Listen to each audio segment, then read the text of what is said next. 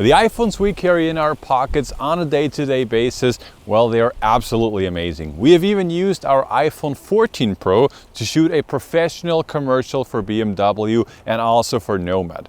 If your videos don't look like they are professional commercials, well, you're clearly not using your iPhone to its fullest potential. What I have in my hand right here, this is the brand new iPhone 15 Pro, and in this video I'll walk you through all the settings that I'm using within the native camera app so that you can follow along step by step.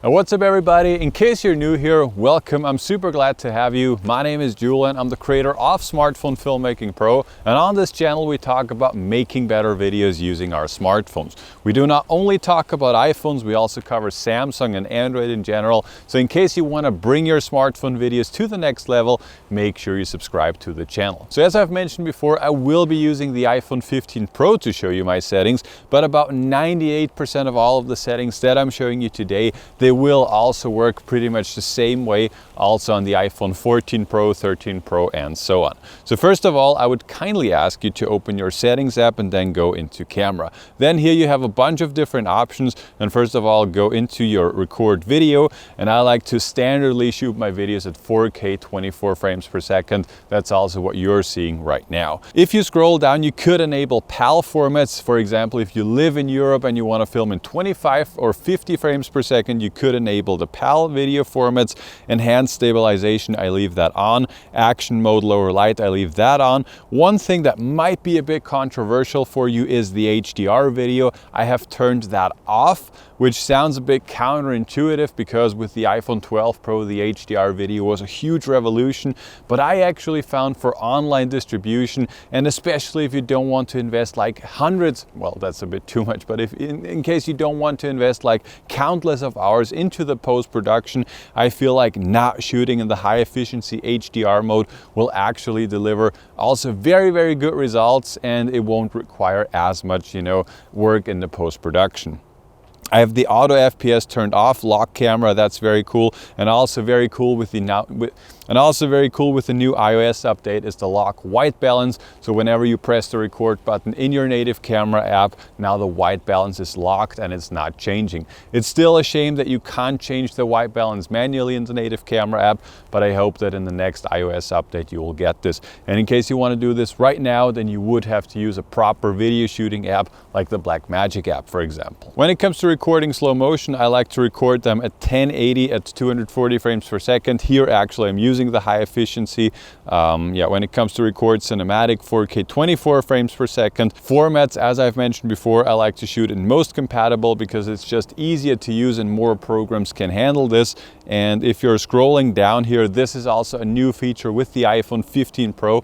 And in my opinion, this is probably the coolest feature and the biggest upgrade compared to the 14 Pro. So ProRes is not new. We had that since the iPhone 13, I think. But if you go into the ProRes encoding, you now have three different options. You can shoot in HDR, which stands for high dynamic range. Then you have SDR, which stands for standard dynamic range. And then you have lock, which is the biggest upgrade by far. And before I will show you how the lock format works, what it looks like, and what results you can get with it, I would like to thank our sponsor for today's video, which is Filmora. If you're not familiar with Filmora, it's an easy to use yet very powerful video editor. They have just announced the brand new Filmora 13, and with that release they have also announced some fantastic new AI features that will help you make better videos faster and easier. One great feature is the new AI Copilot. Like whenever you have some question, just type in your question and the Copilot will help you find your answer. Another fantastic thing is the AI thumbnail creator. This generates automatically multiple thumbnails for you. You get to pick from a bunch of different presets. You can customize your thumbnail, and in the end you will have a professional thumbnail, fast and easy. There's also an AI text to video feature where you can literally let AI create an entire scene for you, i.e. type in a dog sitting on the couch and there you go. Filmora 13 has countless more new features such as the customizable background that you have to try. These are just some of my personal favorite features, but they have a bunch of other new features as well, such as the customizable background, for example. With their new affordable pricing, in my opinion, this is an absolute no-brainer. Just click the link in the video description, try it out for yourself, and again, huge thanks to Filmora for supporting the channel. Alright, so coming back to the log video mode, which is new with the iPhone 15 Pro. Basically, with log, you get a very flat picture. So what you can see right now, this is the standard iPhone camera app, and this is not HDR, and also no log and nothing.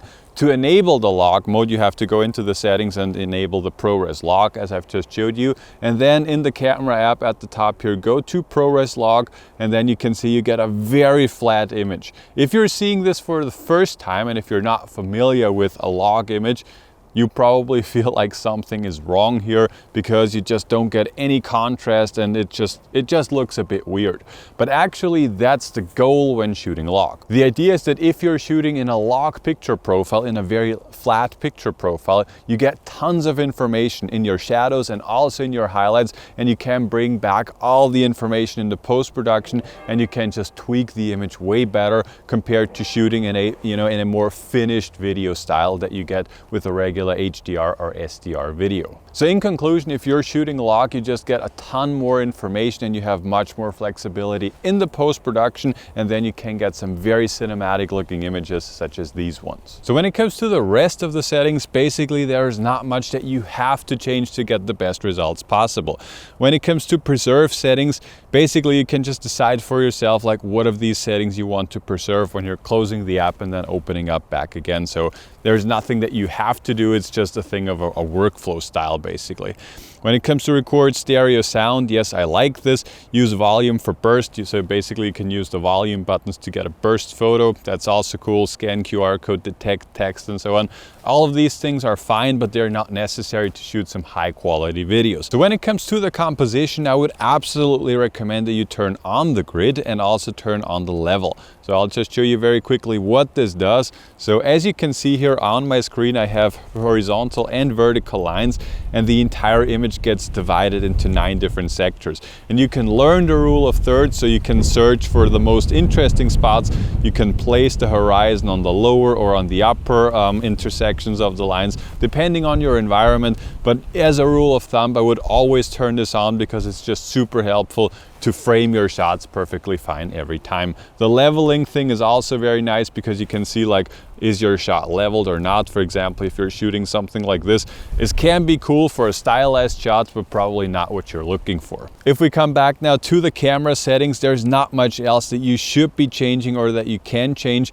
For example, if the 24mm 1x lens is too wide for you, you can now also change to a default lens of 28 and 35mm. Basically just comes down to personal preference, but that's actually it when it comes to the settings in your settings app. So now we've already changed all the settings in the settings app, and now I will show you how you can actually change the different things inside of your stock camera app. So what you can see right here, this is the native camera app, and you can see I'm in 4K 24 frames per second and so on, and there is nothing tweaked yet. But if we want to actually shoot in ProRes log, for example, here at the top where ProRes log is now, crossed, just tap on that, and now you can see we have changed that to shooting in ProRes log.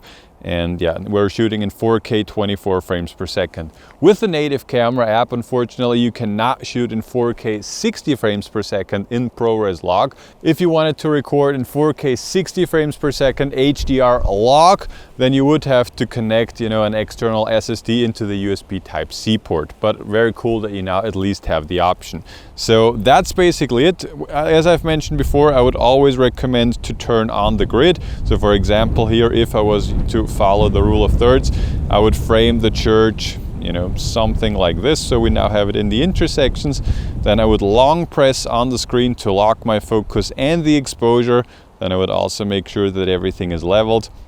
And then I press the record button, and then I would get a very nice and cool looking shot. So in conclusion, I think that you can get some absolutely fantastic shots with your iPhone or with your smartphone in general if you have dialed in the right settings and if you know what you're doing. As we have talked about in this video, editing your video is also super important. So in case you're searching for an editor, make sure to check out Filmora. We've actually also made a mini masterclass which is available for free. I will also link that down below. below.